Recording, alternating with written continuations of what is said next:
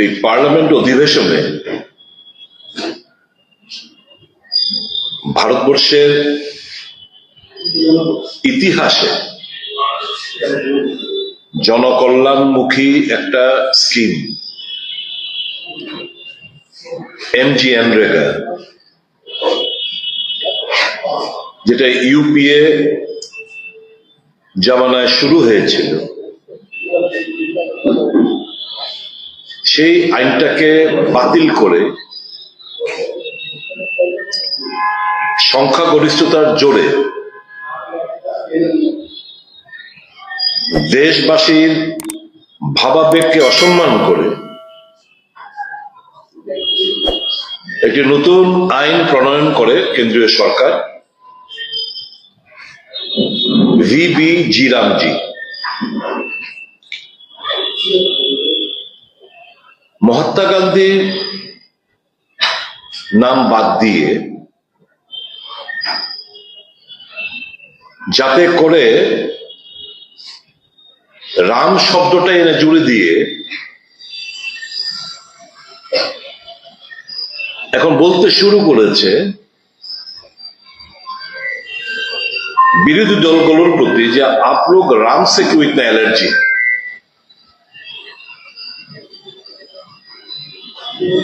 নিশ্চয়ই আমাদের রামের প্রতি আমাদের কোনো অ্যালার্জি নেই। রাম হচ্ছেন সকলের হৃদয়ে বসবাস করেন, তাকে আমরা পুজো করি, কিন্তু রাজনৈতিক লাভালাভের কথা মাথায় রেখে এবং শুধু নাম পরিবর্তনই নয়, মহাত্মা গান্ধীকে ফাদার অফ দ্য নেশনকে শুধু অসম্মানই নয়, এই যে পুরো স্কিমটা যেটা ছিল MGNREGA, যে অধিকার মানুষের কাছে ইউপিএ সরকার প্রদান করেছিল, সেই অধিকার কেড়ে নেওয়া হয়েছে। কাজে এই আইন আমি বলবো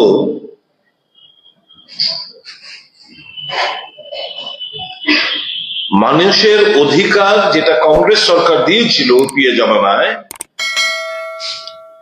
সেই অধিকারকে খর্ব করা হয়েছে। এই আইনে 125 দিনের কাজের উল্লেখ করা হয়েছে মানুষকে বিভ্রান্ত করার জন্য। এই কথা বলে অধিকাংশ স্টেটগুলোর জন্য 60:40 রেশিওতে,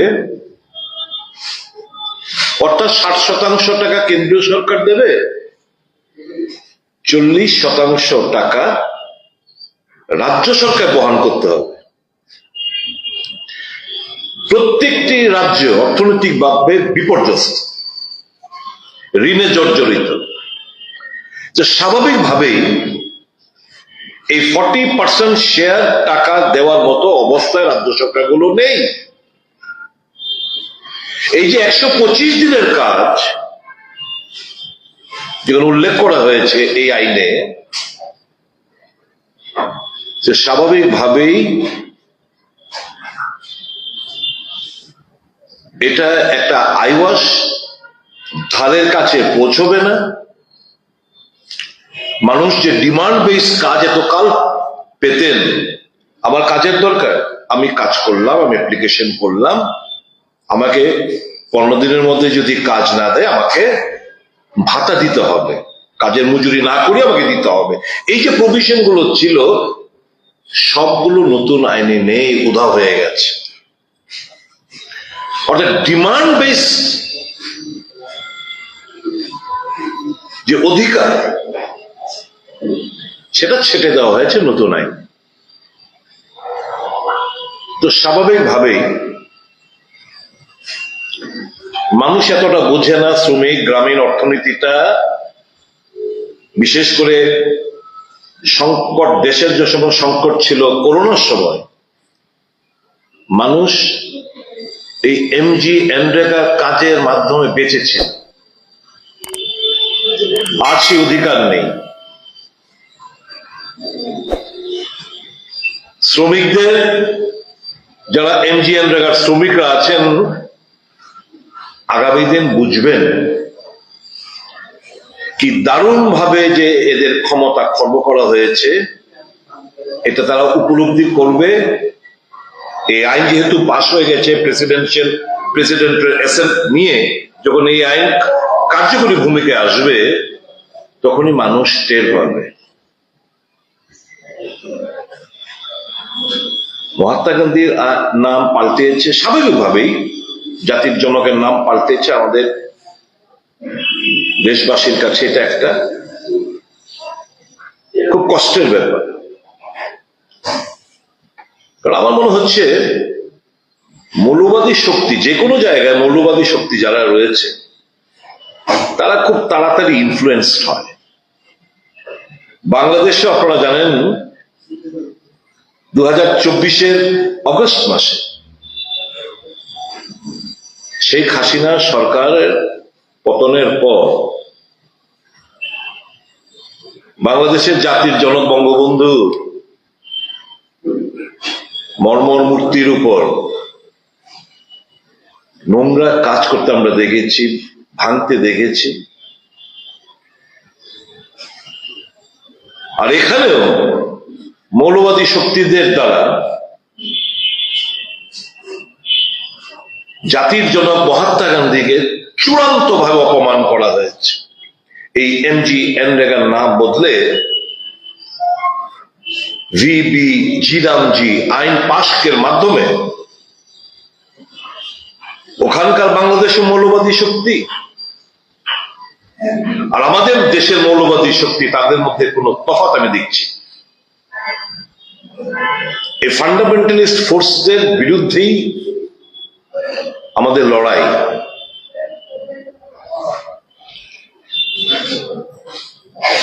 এই যে আইনটা ভিবি জিরামজি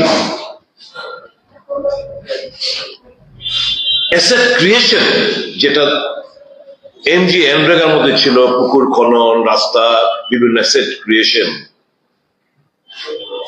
সেগুলো দারুণ ভাবে ব্যাঘাত ঘটবে এই আইনে।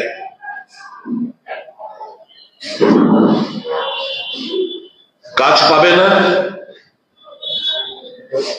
আগে কাজ চাইলে আমি বিডিওর কাছে চাইতাম, বিডিও না দিলে এসডিএম এর কাছে চাইতাম, আমরা কাজ পেতাম, কাজ না পেলে আমাদেরকে ভাতা দেওয়া হতো। অল দিস প্রভিশনস আর ওয়াইপটা মুছে দিয়েছে এই নতুন আইন। সর্বনাশ এক আইন পাশ করেছে, শ্রমিক বিরোধী এক আইন পাশ করেছে, যেরকমটা করেছিল কৃষি শ্রমিকদের কৃষি আইন, এই তিনটে কৃষি আইন যেরকম ভাবে পাশ করা হয়েছিল, তারপরে চাপে পড়ে ওই আইনগুলো বাতিল করতে হয়েছে। আমার বিশ্বাস সারা দেশের এমজিএনরেগার শ্রমিকরা তাদের হকের লড়াই লড়বে। এই লড়াই শুরুয়াত কংগ্রেস ইতিমধ্যে দেশব্যাপী করে দিয়েছে, শুধু পার্লামেন্টের ভেতরেই নয়, পার্লামেন্টের বাইরে। আগামীকাল দেশব্যাপী প্রত্যেকটি জেলায় এই আইনকে বাতিল করে এমজিএনরেগার আইন পুনরায় চালু করার দাবি নিয়ে আমরা রাস্তায় নামছি। দ্বিতীয় যে বিষয়টি আমি এখানে উল্লেখ করতে চাইছি,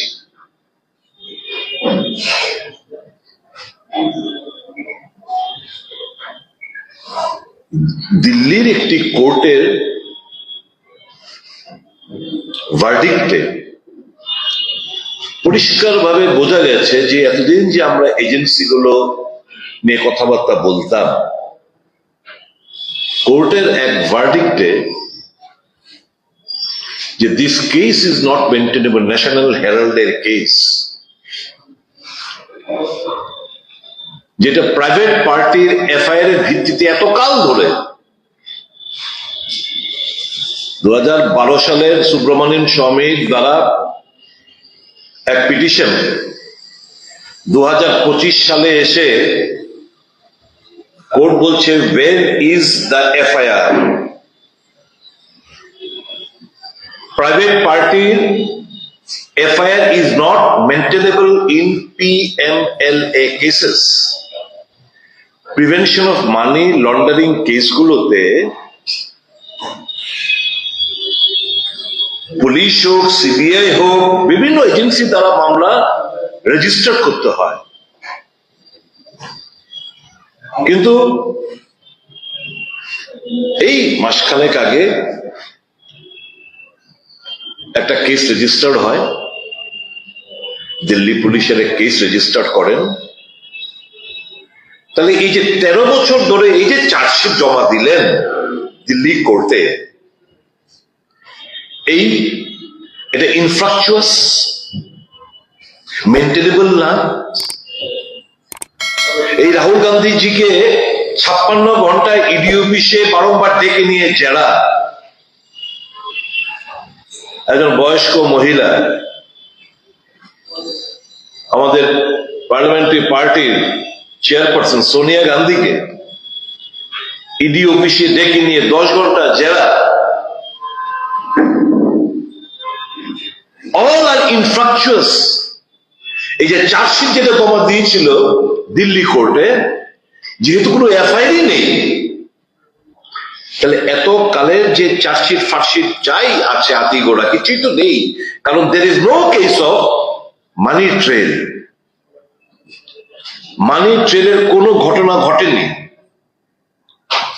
তাহলে এই কোর্ট অবজারভেশন দিয়ে বলেছেন দিস ইজ নট মেনটেনেবল, বাতিল করে দিয়েছে।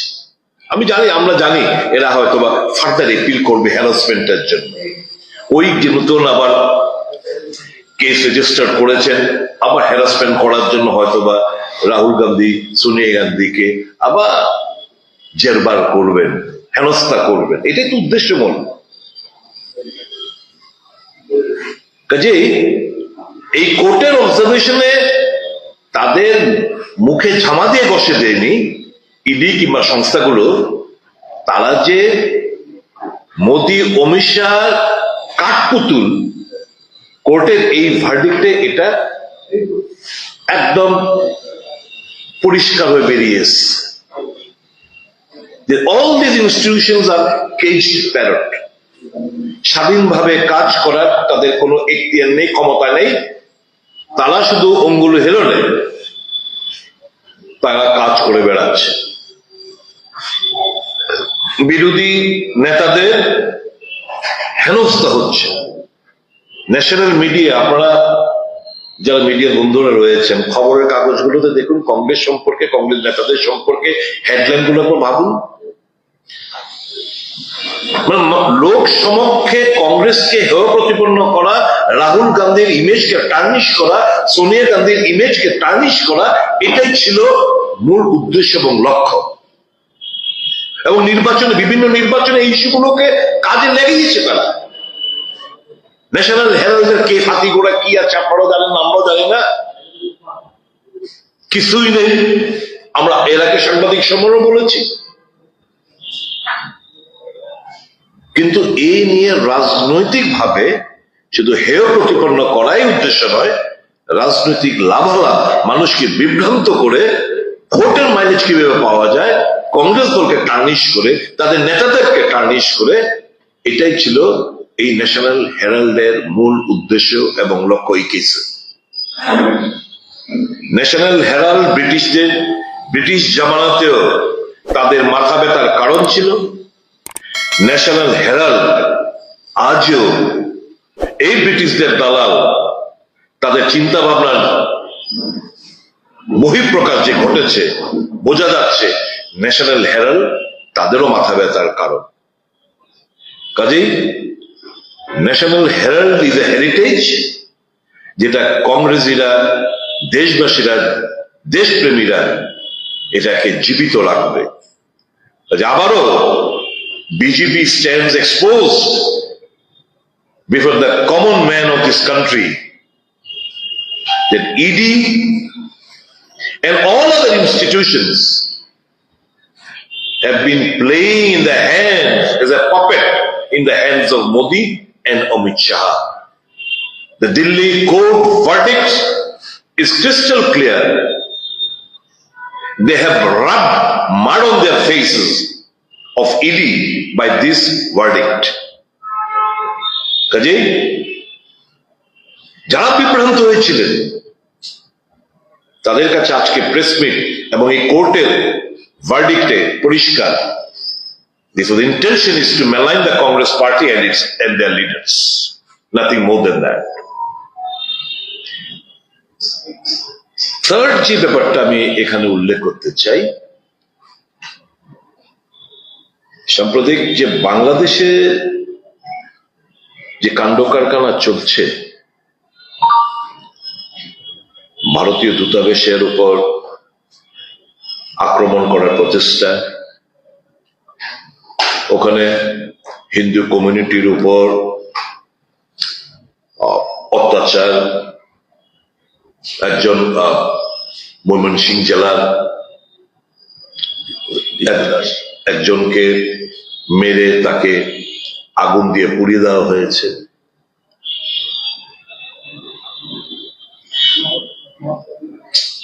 এটাই প্রমাণ রাখে আমি যে কথাটা বলছিলাম যে মৌলবাদী শক্তির উত্থান হলে যে কোনো দেশ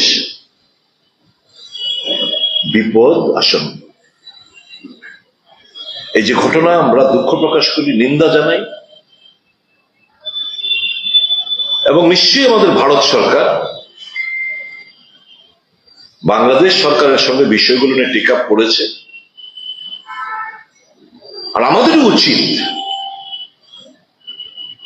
এরকম কোন মুভমেন্ট আমাদের তরফ থেকে যেন না করা হয়, যাতে করে বাংলাদেশের সিচুয়েশনটা আরো এগ্রেভেট হয়। আমাদের এমন কোনো মুভমেন্ট করে আমরা কোনো কিছু উদ্ধার করতে পারবো না। রাদার এই সমস্ত নিউজগুলো যখন বাংলাদেশের খবরের কাগজে টেলিভিশনে দেখাবে, over there the fundamentalist force will torture the minority more. কাজে আমার দেশের সরকারের কাছে নিশ্চয়ই দেশের সরকার সদা দৃষ্টি রেখেছে, সরকার টেক আপ করবে, ওখানকার মাইনরিটিদের নিরাপত্তা নিশ্চয়তা করবে, আমাদের ধর্মীয় প্রতিষ্ঠানগুলো যাতে অক্ষত থাকে সেটা সুনিশ্চিত করবে। এই আবেদনটুকু ভারত সরকারের কাছে আমরা রাখছি, to take up the matter with the Bangladesh government and ensure that the lives and properties of the minorities in Bangladesh are protected. আর আমার এপিল থাকবে সকলের কাছে, এরকম কোন মুভমেন্ট, এরকম কোন স্টেটমেন্ট আমাদের দেওয়া উচিত নয়। হয়তো আমাদের এখানকার রাজনৈতিক পারপাসটা ফুলফিল হতে পারে, কিন্তু not at the cost of the lives of the minorities those who are residing in Bangladesh. কাজে এখানে পলিটিক্যাল মাইলেজ নেওয়ার জন্য এরকম কোন কথা, এরকম কোন মুভমেন্ট কোন রাজনৈতিক দলের করা উচিত না, যাতে করে ওখানকার ফান্ডামেন্টালিস্ট ফোর্সদের সুযোগ করে দেওয়ার মতো একটা পরিস্থিতি তৈরি হয়। এটুকু আমার বক্তব্য। আপনাদের কোনো প্রশ্ন থাকলে আপনারা করতে পারেন।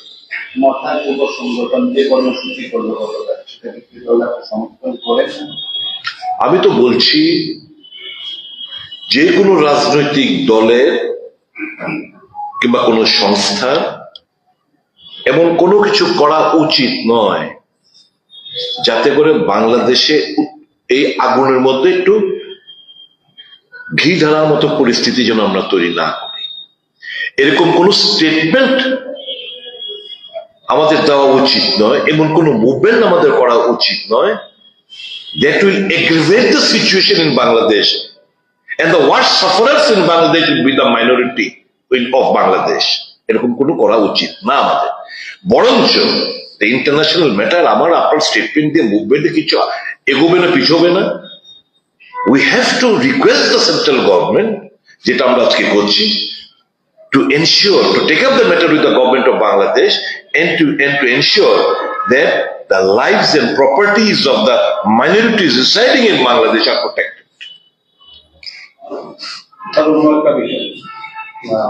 এদিন আগে রাজধানী আগরতলা আইজিএম হাসপাতাল ডেন্টাল কলেজে ভূমিসূচন গেছিল।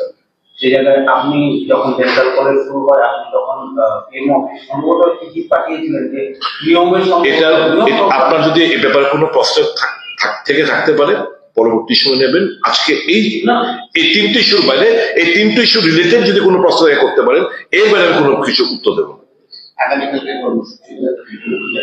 আগামীকাল প্রত্যেকটি জেলায় এই আমাদের এই যে ভিবি জিরামজি যে আইন প্রণয়ন করেছে তার বিরুদ্ধে, এবং আমাদের দাবি থাকবে এমজিএনরেগা আইনটা যেরকম ভাবে ছিল সেরকম ভাবে আবার পুনরায় চালু করার জন্য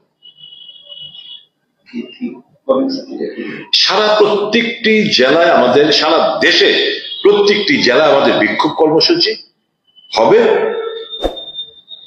এই নতুন আইনের বিরুদ্ধে। Government on the contrary, they are claiming that under the MGNREGA it was only 100 days. We have increased more than 100. So, and these are all political stunts and gimmicks. These are just eyewash because they have committed a sin. 125 days. Which state government can bear 40% of the share? The state is already running in debt. All the state governments are in a very, very tight position so far as the financial economic condition is concerned. Who can spend, which state can spend 40% of the expenditure that will be incurred? Earlier what was the 90s to 10? Now it is 60s to 14, almost of the states, bearing the northeastern states. So which state government can bear 40% of the expenditure? Obviously, 125 दिन हमने तो रखा 25 दिन, it will please the year, but वास्तव में क्या होगा? Ground reality is that you cannot even achieve or attain 50 mandates in a year. These are all frauds and cheats. They are cheating the people of the country. do you think this will also impact the economic? The rural economy will be completely shattered. अभी तक तो जो rural economy खासतौर पे देश में वो एमजीएनरेगा पे ही था। कोरोना के समय आपको याद होना चाहिए, कोरोना के समय MGNREGA played a pivotal role in the daily livelihood. That will be completely shattered. ग्रामीण अर्थव्यवस्था एकदम खतरे में है। This much I can say. Does the government providing free food to huge number of people? Is it not indicative also that the economy is in? कहा फिर भी ये लोग कहते हैं कि विकसित भारत, जिस देशवासियों को 80 करोड़ जनता को आप मुफ्त में 5 किलो चावल और गेहूं खिला रहे हो, वोट को लक्ष्य में रख के आप कहते हो देश विकसित हो रहा है। गरीबी का आप फायदा ले रहे हैं। बहुत खराब परिस्थिति है देश। The economy of the country shattered. हर एक देशवासी 4.5 लाख करके ऋण मतलब डेट में हो।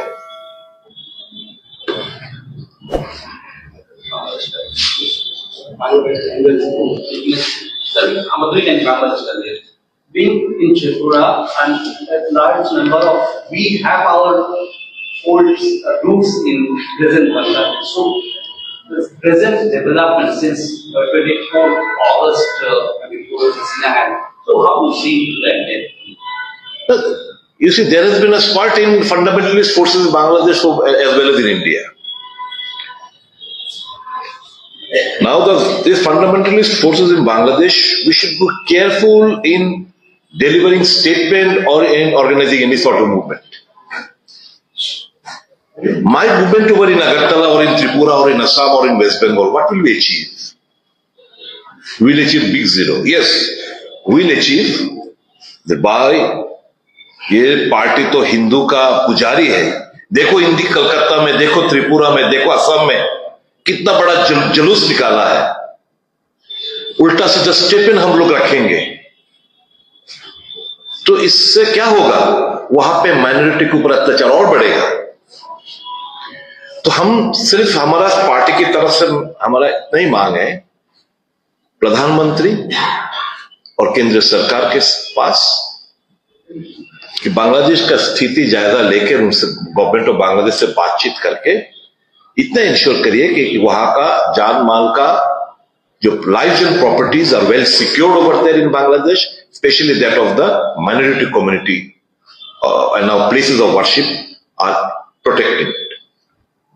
But with the present scenario that anti-Indian movement is very strong right now, and India's foreign policy is most of the neighboring nations. Which neighbor is in our favor? You tell me one neighbor.